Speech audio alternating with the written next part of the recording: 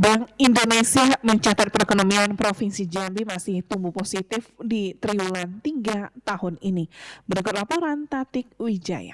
Bank Indonesia mencatat perekonomian Provinsi Jambi pada triwulan 3 tahun 2025 masih menunjukkan kinerja yang positif dan berdaya tahan di tengah perlambatan di beberapa sektor.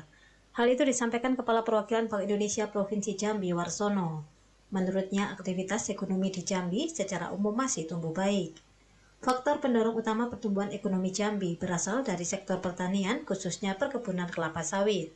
Harga tandan buah segar atau TBS yang masih tinggi memberikan insentif bagi petani dan turut meningkatkan nilai tukar petani atau NTP. Selain sektor pertanian, eksplorasi minyak dan gas di beberapa wilayah Jambi masih berlanjut dan menjadi penopang sektor pertambangan di tengah pertumbuhan batu bara yang cenderung stagnan.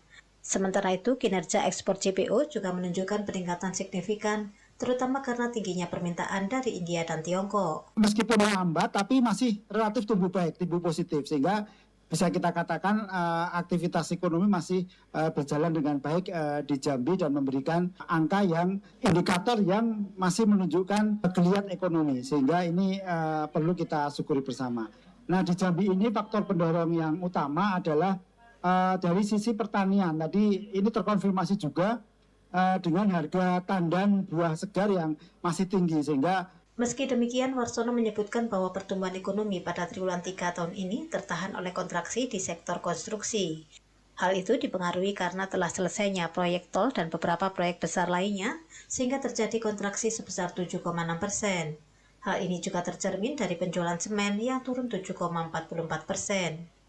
Menurut Warsono, secara keseluruhan, BI Jambi menilai bahwa perekonomian daerah masih solid. Pertumbuhan ekonomi Jambi di triwulan 3 2025 tetap positif, meskipun melambat dibandingkan periode sebelumnya.